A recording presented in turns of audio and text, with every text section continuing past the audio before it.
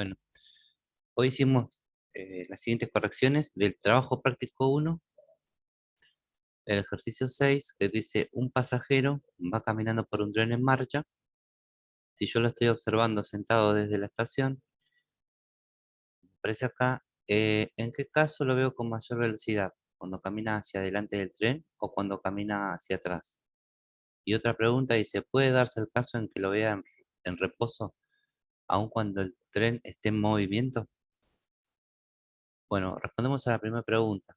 ¿En qué caso lo veo con mayor velocidad? Cuando caminas, en este caso, dependiendo de este sistema de referencia, yo elegí el tren que avanza hacia la izquierda. Caminar hacia adelante significa que la persona camina en el mismo sentido que el tren. Como vamos a suponer, por darle un valor y dependiendo del sistema de referencia, que la velocidad del tren es de menos 50. 50 por ponerle cualquier valor y el signo menos es por el sistema de referencia. Y la persona también, vamos a suponer que tiene una velocidad de 5, pero como va en el mismo sentido, menos 5. Entonces, cuando hacemos la velocidad del tren más la velocidad de la persona, que es la velocidad con la que observa la persona desde el andén, la velocidad del tren es menos 50, más la velocidad de la persona es menos 5. Cuando hago la cuenta, es menos 50 más menos, menos, por regla de signo, menos 50 menos 5, menos 55. Bien. Ahora vamos a hacer el otro caso, que caminase hacia atrás, o sea, en el sentido opuesto al tren. Dijimos que la velocidad del tren era 50, menos 50, pero ahora la velocidad de la persona es 5, en este caso positivo, porque va hacia la derecha. Volvemos a hacer la cuenta ahora y nos da la velocidad del tren es la misma. Ahora la de la persona cambió, es positiva. Cuando hago la cuenta da menos 45. Entonces, si comparamos las rapideces, se vería en el primer caso con mayor rapidez, o sea, cuando va en el mismo sentido. Cuando va en sentidos diferentes se contrarrestan las velocidades y se vería con menor velocidad. Ahora respondemos a la segunda pregunta. ¿Puede darse el caso en que lo vea en reposo aun cuando el tren esté en movimiento? Sí, la respuesta es que se puede dar el caso si caminase hacia atrás y las rapideces de ambos, la persona y el tren, fuesen iguales. Por ejemplo, ahora vamos a suponer que el tren tiene una velocidad de menos 5, avanza con esa velocidad, pero la persona ahora una velocidad hacia atrás de 5. Entonces, cuando hago la cuenta, es la velocidad del tren menos 5 más la de la persona me daría 0. Este sería el caso. Yo acá puse 5 por poner un número, pero en general, si cualquiera sea el valor de la rapidez, mientras sea la misma, se anularían y la persona se vería en reposo, visto desde la perspectiva de alguien que está afuera.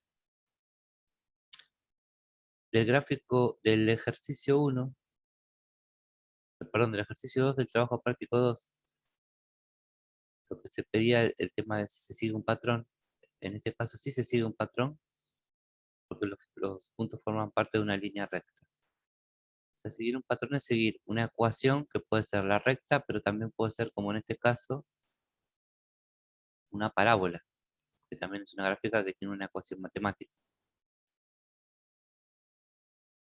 En este caso también es una recta con pendiente negativa, y en este caso, en el cuarto, no sigue un patrón muy definido.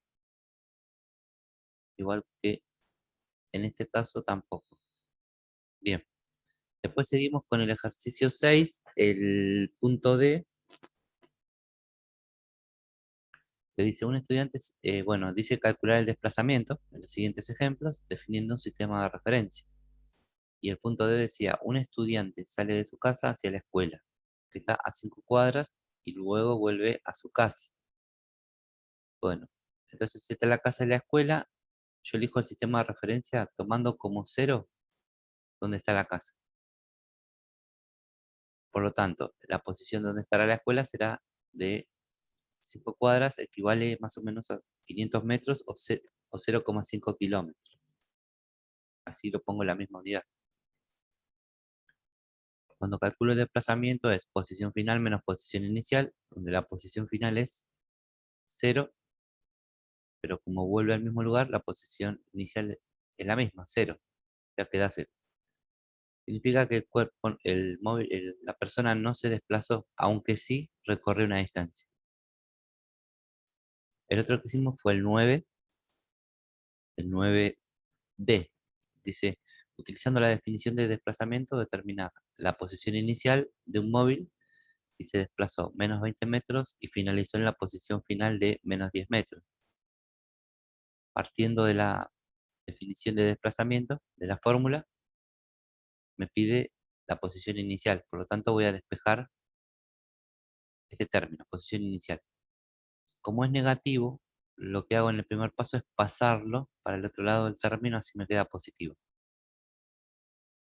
Y ahora, para despejarlo finalmente, paso este término, que es el desplazamiento, delta x, que es positivo, pasa para el otro lado negativo. Y ahí ya me queda la fórmula de la posición inicial. Posición final menos desplazamiento. Lo que hago ahora es reemplazar posición final, era acá de menos 10 metros, y el desplazamiento menos 20 metros. Bueno, acá hay que tener cuidado porque está el menos de la fórmula y el menos del dato, o sea que ahí tengo que usar paréntesis. El paso que viene lo que hace es sacar el paréntesis, menos por menos más, y queda menos 10 más 20, o sea, me da 10. El otro que hicimos fue el 9F. También dice el desplazamiento de un móvil que arranca desde la posición menos 3, esa sería la posición inicial, y finaliza en la posición menos 1. Bien, ahí uso directamente, me pide el desplazamiento, no hay nada que despejar, reemplazo posición final menos 1, menos, que sería este menos, y entre paréntesis, ¿por qué? Porque el dato de la posición inicial es negativo, menos 3. Ahí vuelvo a hacer regla de signos, menos por menos más, me queda menos 1 más 3, queda 2. Bien, después pasamos a hacer algunos del ejercicio de la práctica 3, que es la nueva. Empezamos por el 1, dice, las siguientes afirmaciones se refieren al MRU o movimiento rectilíneo uniforme. ¿Cuáles son verdaderas y cuáles falsas? A, dice, la velocidad es constante. Es verdadera por definición del MRU. El movimiento rectilíneo uniforme implica una velocidad constante. Y la velocidad constante, bueno, lo que dice acá, misma rapidez, misma dirección. El B, la posición es proporcional al tiempo. Falsa. Usando el concepto de proporcionalidad del MRU, la posición es un punto del espacio y no un desplazamiento. Por lo tanto, no se puede hacer comparaciones. En la C pregunta algo parecido. ¿El desplazamiento es proporcional al tiempo? Ese sí es verdadero. Usando el concepto de proporcionalidad, que lo vimos en el otro video, dice, si se mantiene una velocidad fija, por ejemplo, nosotros acá elegimos 100 km por hora, la distancia es directamente proporcional al tiempo. O sea que a mayor tiempo, mayor distancia recorrerá. Por ejemplo, en 2 horas recorres la distancia y en 4 recorres mayor tiempo, más distancia. O al revés, cuanto menos tiempo, menor será la distancia. Después pasamos al punto 2, que decía calcular la velocidad en los siguientes ejemplos. En el A, si una partícula cargada eléctricamente, como se ve acá en el dibujo, la carga está rosadita, que es positiva, y se mueve hacia la parte negativa. Se calcula la velocidad. Si recorre una distancia de 4 por 10 a la menos 5, que sería la distancia entre placa y placa, metros, en un tiempo de 2 segundos. Bien, acá hay un detalle que lo vamos a hacer en dos partes. Bueno, la velocidad es la fórmula simplificada porque no pide ni posición inicial, ni final, ni tiempo inicial, solamente el desplazamiento